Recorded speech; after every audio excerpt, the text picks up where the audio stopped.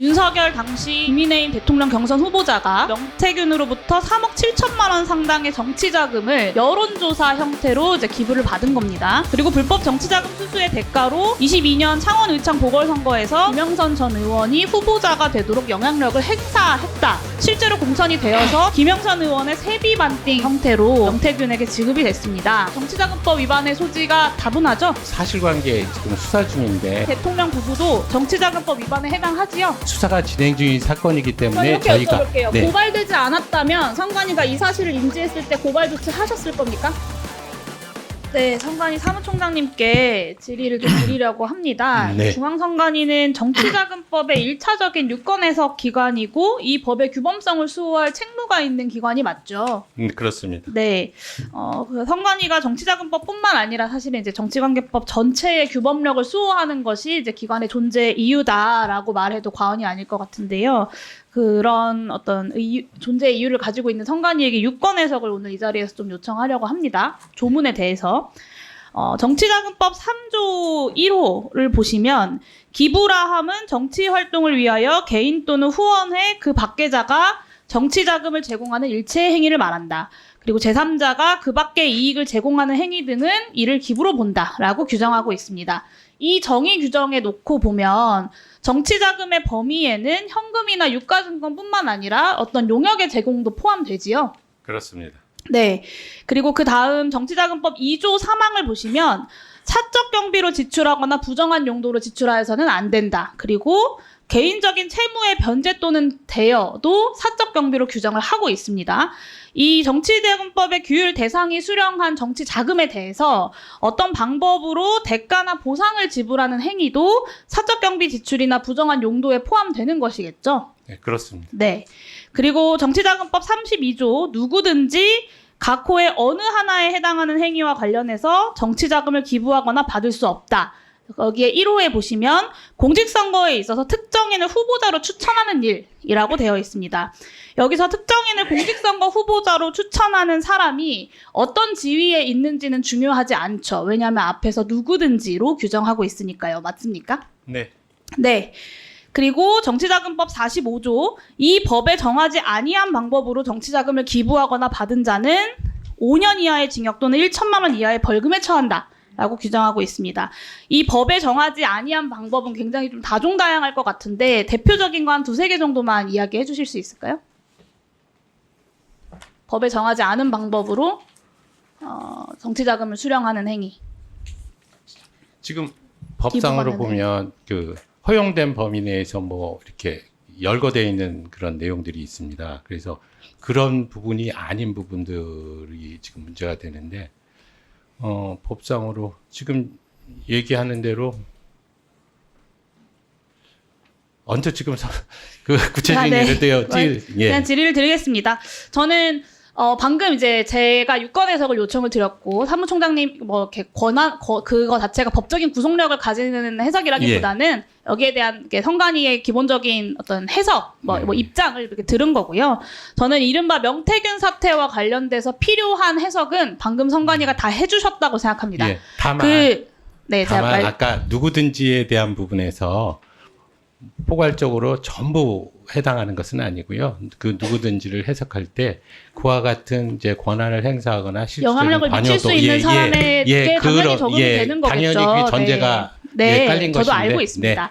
네. 지금까지 공개된 이제 명태균 씨와 강혜경 씨 사이에서 공개된 내용들이라거나 뭐 통신 및 기록물 등으로 공개된 내용들을 보면 윤석열 당시 국민의힘 대통령 경선 후보자가 정치 활동을 위해서 명태균으로부터 3억 7천만 원 상당의 정치자금을 여론조사 형태로 이제 기부를 받은 겁니다.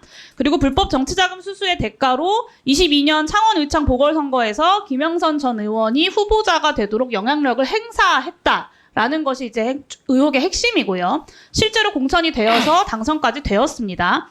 그리고 이 불법 정치자금에 대한 역시나 불법적인 답례가 김영선 의원의 세비 반띵 형태로 명태균에게 지급이 됐습니다.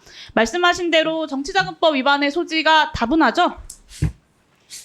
네, 지금 사실관계 지금 수사 중인데 그 구체적인 사실관계가 지금 확정되지 않아서 그렇게 답변하실 거라고 생각했습니다.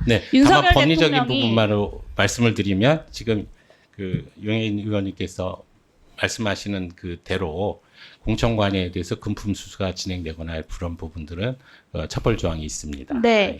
윤석열 대통령 부부의 여러 불법 의혹들에 대해서 검찰이 일련의 무혐의 종결 처분을 하면서 국민들의 분노가 굉장히 커지고 있는데요. 저는 이제 이 소관 법률을 1차적으로 관장하는 부처에 이렇게 소극적이고 혹은 권력의 눈치를 보는 듯한 행태들이 검찰의 이런 무혐의 종결 행태에 일조하고 있다라는 말씀을 좀 드리고 싶습니다. 김건희 여사의 명품백 수수 의혹에 대해서 권익위가 어떻게 했는지 다 기억하실 텐데요. 이 공직자가 배우자가 수수 금지 금품을 받은 사실을 알면 지체 없이 신고하도록 되어 있는데 대통령이 제 아내가 박절하지 못해서라고 하면서 배우자의 금품 수수를 인지했다라고 사실상 자백을 한 거예요. 공개적으로. 그런데 이렇게 명확한 청탁금지법 규정에도 권익위원회에서는 무혐의 처분을 내렸습니다. 권익위가 그렇게 하니까 검찰도 사실 부담을 덜고 무혐의 종결을 할 수 있었던 거거든요.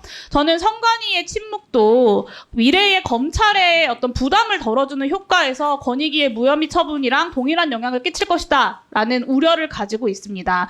저는 이미 대통령 부부가 정치자금법 위반으로 공수처에 고발된 상태고 또다시 검찰이 여기에 대해서 무혐의 처분을 하면 앞으로 정치자금을 용역 형태의 기부금으로 받고 이후에 어떤 지위나 영향력을 이용해서 불법으로 대가를 지불해도 정치자금법으로 이것을 규율할 수 없다라는 이야기가 되어버리는 겁니다. 다시 한번 여쭙겠는데요. 이 명태균 씨와 김영선 의원뿐만 아니라 그렇게 하도록 한 대통령 부부도 정치자금법 위반에 해당하지요? 아까도 말씀드렸다시피 사실관계가 지금 확정이 안 돼서 네, 저는 거기에 선관위 따른 사무총장님께서 정말로 정치관계법을 수호할 의지를 가져주셔야 된다고 생각하고 그럴 의지가 있다면 최소한 정치자금법 위반의 소지가 있다 정도의 답변을 오늘 이 국정감사 자리에서 해주셔야 된다고 생각합니다. 아니, 그러니까 사실관계가 확정이 안 됐는데 제가 아까도 말씀드렸다시피 공청관회에서 금품 수수 등의 행위를 하면 처벌 조항이 있다고 제가 말씀드렸습니다. 지금까지 검찰의 행태로 봐서 대통령 부부가 정치자금법 위반으로 고발됐다고 하더라도 어떻게 처리될지 사실은 많은 국민들이 예상을 하고 있습니다. 그 시나리오를. 수사도 하지 않거나 질질 끌다가 무혐의 처분 나지 않겠냐라는 우려들을 국민들께서 하고 계신데요. 저는 오늘 사무총장님 답변이 정치관계법을 수호해야 하는 선관위의 어떤 권위와 책무를 윤석열 대통령을 지키는 것을 사명으로 여기고 있는 검찰에게 양도하겠다라는 답변으로 역사에 평가되지 않을까 굉장히 우려스럽습니다. 근데 의원님, 말씀 간단하게 드리겠습니다. 그러니까 저희가 가지고 있는 소위 조사 권한이라는 것은 사전 규제, 선거 관리에 대한 사전 규제에 초점이 맞춰져 있어서 후발적으로 이제 위법행위가 되는 경우에는 저희 조사권의 한계상 최고 수준이 고발입니다. 결국은 그런데 수사기관에 이미 고발이 돼서 수사가 진행 중인 사건이기 때문에 저희가 고발되지 않았다면 선관위가 이 사실을 인지했을 때 고발 조치 하셨을 겁니까? 당연히 조사를 하는 게 원칙입니다. 그리고 그 조사에 따른 판단에 따라서 위법 여부가 위법하다라고 한다면 고발 조치를 취해야 되겠죠. 네. 이 사안에 대해서도 그렇게 판단하신다는 거죠? 법리적으로는 그렇다는 말씀입니다. 네, 이상입니다. 예, 수고하셨습니다. 다음은